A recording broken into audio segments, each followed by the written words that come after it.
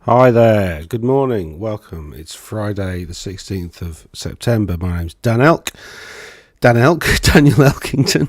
Don't know why I shortened it then. I'm a chartered financial planner, MSc, PhD student, all that sort of stuff. And I'm going to talk about why we keep getting inflation wrong.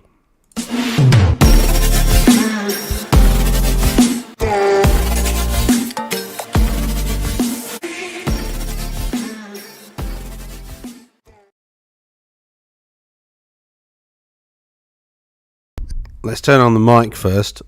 So let's talk about inflation. There's been quite a bit of coverage over the last few days about this topic. There's one really interesting article by a chap called Tim Harford, who's you might know as the undercover economist, who I think he's hit the nail absolutely on the head. And I'm going to show you some charts that explain where that is and what the problem is, and also I'm going to talk about the government policy and the mini budget as well a little bit, because that's just further evidence that the government just don't understand it at all, and it's going to cause some significant problems. So this is Tim's article.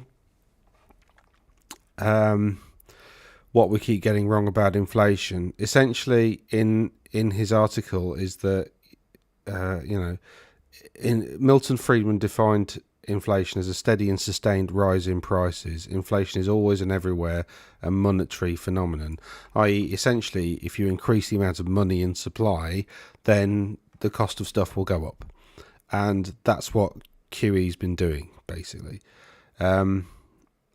So Tim's drawing this distinction between inflation world, and I don't know why the accent, sorry, and energy crunch world. They're two different things, and we'll talk about that more in a second. In fact, no, let's do it now. So this chart here, let's see if I can make it a bit bigger so you can see the data a bit better.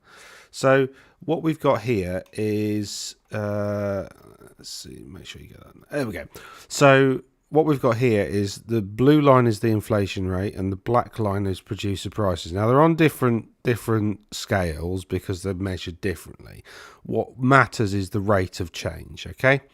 So what happens, so producer prices, this is the cost to business of raw materials that they have to buy to make things.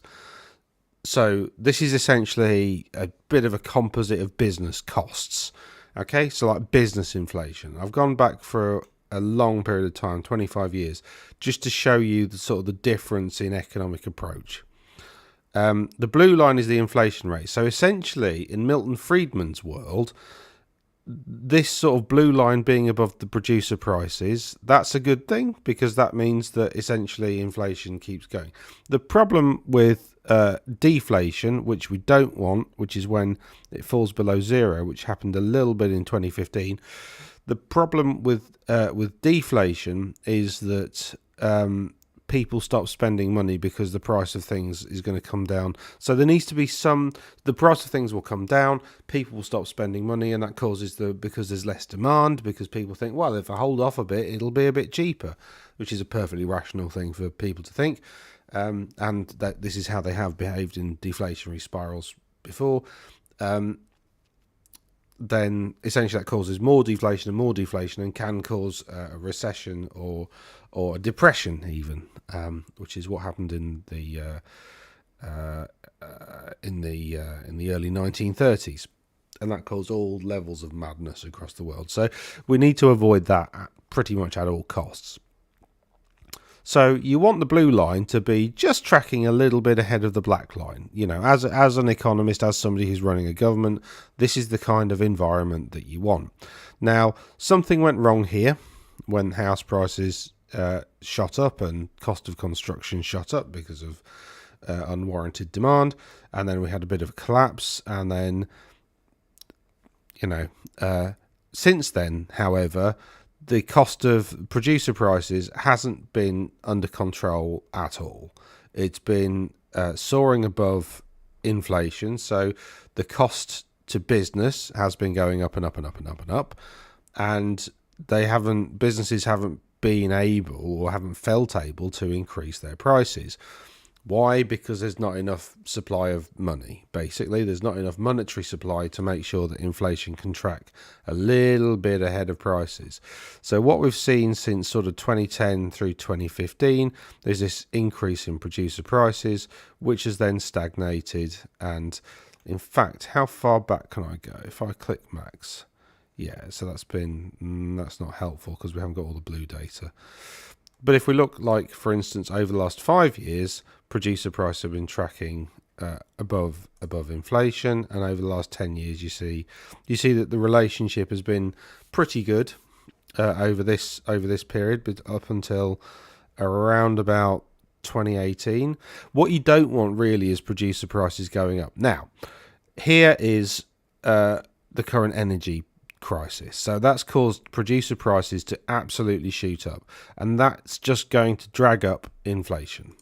So producer prices heading for 12%, inflation will get there eventually.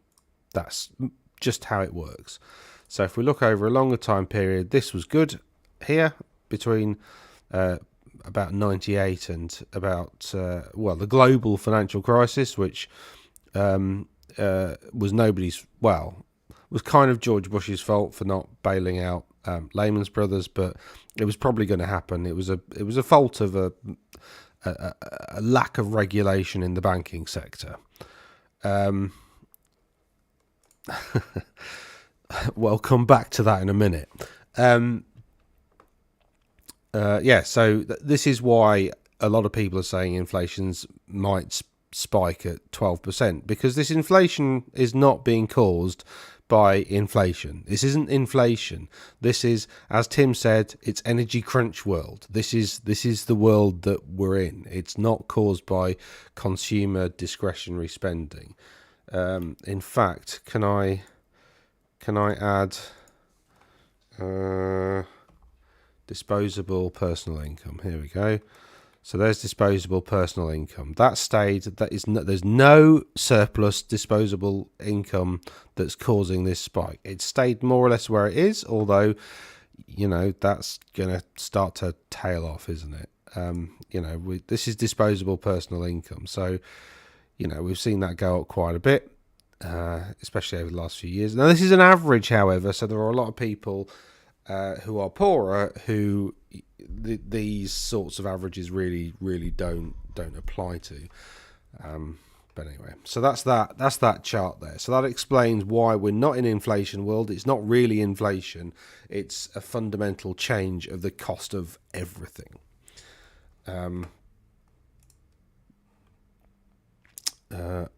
So these are projections on the forecast. I don't need that. Yeah, I was going to talk about that, but I don't really need to.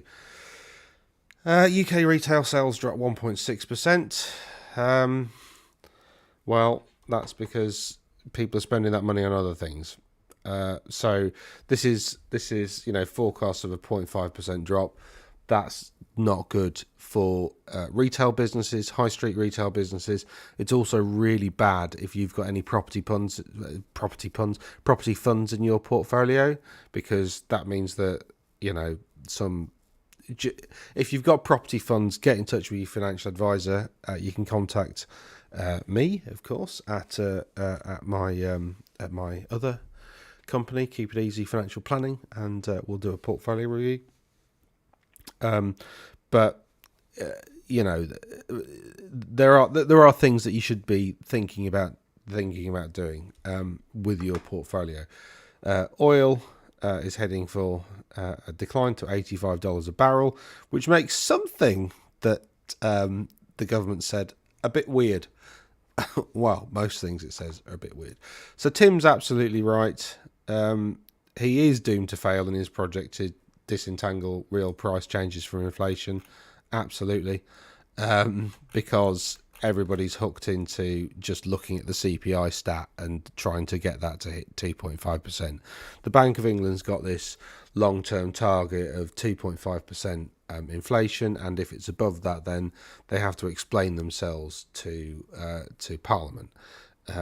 Now, It's easy to explain because, like when inflation went up previously under Mervyn King, he explained that he doesn't need to put up the base rate because, well, fundamentally, it's not really inflation that's causing the CPI statistic to be at that level. CPI is not inflation itself. Inflation is a like Milton Friedman said, it's just a general increase in the cost of goods that essentially keeps a little bit of growth on the books and keeps economies moving, because you need the economy to keep moving, right?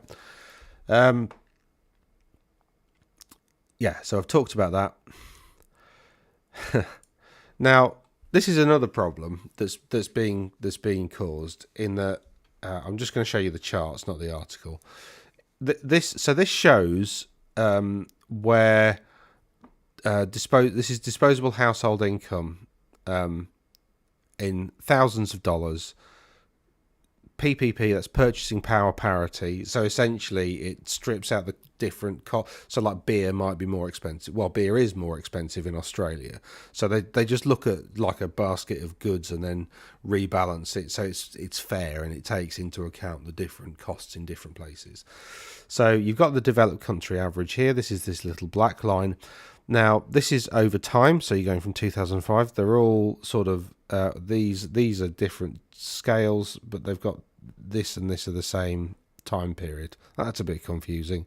Why not just do them all from 2005? It's so much easier. So, fifth percentile, that's basically, right, they've done that because the US only started reporting then in I don't know why they've done that. Anyway, so this is fifth percentile. This means that so if you split up the entire population, the bottom 5% in terms of income have really low living standards. They've highlighted Slovenia here. I'm not sure what that says about what they're saying about Slovenia, but they've highlighted Slovenia here, who's we think of as a relatively poor Eastern European country. However, living standards amongst the poor in Slovenia, despite being below the developed country average, are still higher than us. They highlight Norway. I'm not sure why. Norway's got a very different kind of economy. It's got this massive sovereign wealth fund, and it is an amazing country, but it's pretty unique. 10th percentile. This is like the bottom 10%, as it were. 50th. Well, representative of the bottom 10%. The 50th percentile, that's like the average person. This is the median, so it's kind of like it's a form of average. You don't want to take the mean average. Median's much better for sort of population stats when you're looking to analyse this type of measure. I'm pointing at the screen because it's over there. I should be pointing here at this type of measure. Then you've got the 90th percentile. So basically these are the poor. That's the average. These are the rich. And as you can see, the rich in the UK are pretty good. We're doing all right for rich people. For average people, not so great. For poor people, quite bad. We're not in sort of emerging economy territory. That's down here for poor people, but we're not amazingly far off. We're in this developed countries block and not in this block here when it comes to the very poor. When it comes to the poor people in the UK, we're doing pretty bad. But it's very similar in the States, really, except the difference between us and the States is that kind of squeezed middle in the States is doing really well, whereas in the UK it's not really. So that's not particularly it's not good, is it? And that explains again why this isn't inflation. This isn't caused by these people, the majority of people, spending more money. The difference, I won't. I was going to talk about trickle down economics again, but that's interesting. I don't know why it's their main headline this morning. They've there's something about the future of the monarchy. I'm not going to talk about the monarchy. It's not my area of expertise. This here is quite worrying.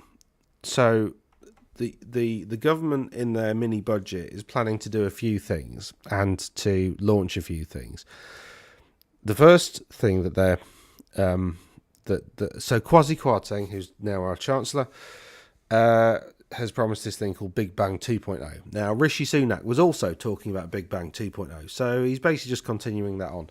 What they want to do is, so in 2014, the EU put a cap on bankers' bonuses. And bankers' bonuses used to be you could only pay a bonus to your banking staff of 2 times their salary. So in order to pay a bonus of £2 million, you had to be earning £1 million. These are absolute, you go back to that chart about the difference between different types of income. They're the 97th percentile. They're already doing quite well.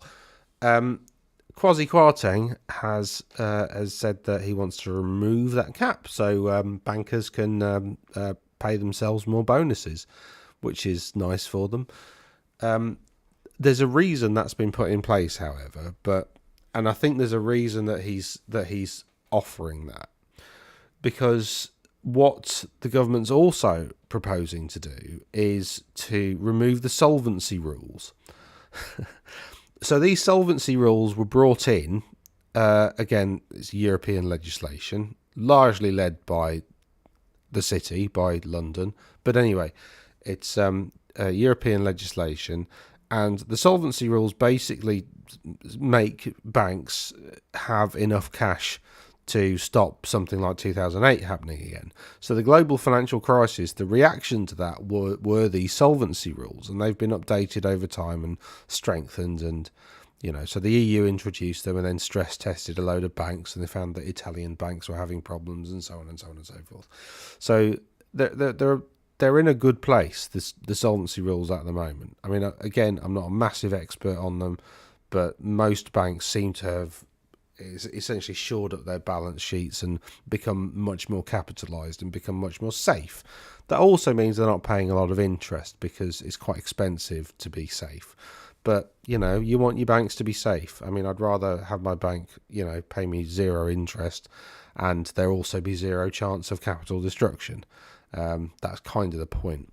So if they get rid of the solvency rules, actually, the banks are against getting rid of the solvency rules. They quite like them. They quite like the fact that British banks are kind of in excess of that. And because of that, we're seen as a very safe place across the world for people to hoard their cash.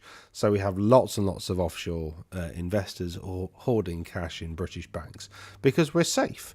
And that's why British banks across the world are doing really well. Like they're one of our biggest exports is banking. Now, why does the government want to do it? Well, because I don't think that many banks would reduce the amount of the solvency that they've got. Who will are the insurance companies, because insurance companies follow more or less the same rules. They've got to make sure that they've got enough cash available to pay out X% of claims. So whatever they reckon that their risks are going to be, they have to hold that times 2, more or less. So whatever they think they might have to pay out next year, they've got to hold more or less. It's complicated maths, but they've got to pay out. They've got to hold about double that just in cash or very near liquid assets to make sure that if they have excessive claims this year, they don't have to, borrow money, or that doesn't make them insolvent. Basically, they're solvent given a big financial crisis. Now, if they remove these solvency rules, the insurance companies will spend that money. That they will not hold it. They will spend that money, and that will release, so the government, billions of pounds into the economy. Now, will it in reality? I mean, again, it's more trickle-down economics. Will the insurance companies then? I mean, what are they going to spend it on? That's the other thing. What are they going to start buying businesses? Is that because Aviva went through this splurge of buying loads and loads of businesses, including the RAC. as a notable inclusion in their portfolio a few years ago. So, that's what they might do. Will that unleash money into the economy? Well, not really. It'll just mean that some people who have lots of income will just have lots of capital instead. Again, I'm not. Yeah, I'm not sure whether that'll work. And so anyway, so the point is that the banks are against the ditching solvency. So I think this is so that was yesterday, was this solvency proposal. Today, Kwasi saying, oh, we'll let you pay yourselves unlimited bonuses. So now they might be on side with getting rid of the solvency requirements, which is bad because it's going to deregulate banking in the hopes of doing what we did in the 80s under Thatcher's deregulation. However, things are totally different now. We're in a totally different economic situation, and the other thing that Thatcher was able to do in the 80s was sell off a lot of public assets, because we owned quite a lot of our infrastructure. Our national infrastructure was owned by us, the taxpayers, back in the 80s. So a lot of that got sold off, and you can't really do that again. I mean, really, all they've got left is the NHS, and I think they'd be on a bit of a sticky wicket if they tried to flog that. So anyway, so that's inflation. The other thing to talk about regarding inflation is that Andrew Bailey Andrew Bailey is currently the governor of the Bank of England. That means he's like the chair of the board that set the base rate, which essentially sets how much you pay on mortgages, sort of. Again, it's a bit more complicated than that, but as a headline, that's more or less what he does. He used to be the chair of the Financial Conduct Authority and was chair when the Financial Conduct Authority went through quite a number of scandals where they didn't really handle things at all. So he's got a great reputation, and he thinks that the base rate needs to go up by another 0.75%. Now, that's a problem, because what the base rate does, it makes life more expensive for everybody, because we've got to pay more on mortgages and so on and so forth. It also makes life a bit more expensive as well, because it puts up those producer prices, because part of what producers have to do is borrow money. So if you put up the base rate, you just put up producer prices, right? So that's probably actually going to work the other way. What the base rate is designed to achieve is, if there's loads of consumer discretionary spending, like loads of people are spending money on just TVs and stuff like that, stuff that's not massively essential, like everybody's getting these massive, and that's driving up the cost of everything because of excess demand.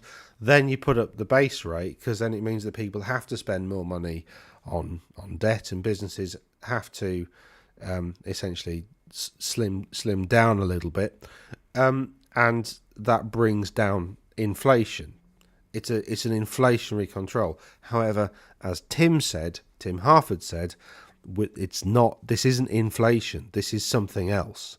This is a fundamental change in commodity prices, which is causing prices to increase, but they're not inflating. It's not natural inflation. So putting up the base rate, what's that going to do? It's just going to make everything more expensive. Are people going to spend the money? No, they're going to not do that. I suppose the final thing to mention would be about trickle-down economics. That seems to be something that the current lot seem to really like. It just doesn't work. Like, rich people hoard their money. The best way to get money into the economy is to give it to poor people, because they will spend it like that. So if you want to, because they have to, they've got no choice. So if you want to get money directly into the economy, the best thing to do is to essentially give a cash injection to everybody. I mean, the fairest thing to do, Australia did this years ago to sort of stimulate their economy. I think they gave everybody like $5,000 or something like that. And yeah, most of it was spent on TVs and whatever, but that was the point. It was supposed to go straight into the economy. So it's called helicopter money, where it's just like dropped on everybody. Ambulance. So that's it. So inflation, we're calculating it wrong. It's going to go up. We understand why it's going to go up, although it's not. Prices are going to increase more, but it's not really inflation. So I hope that's been helpful. Maybe. Again, if you've got any property funds in your portfolio, really, really seriously have a look at them. I suppose the other thing you should look at is essentially your global positioning in portfolios, because I get the sense that those countries that are going to be hit by inflation the most, pardon me, are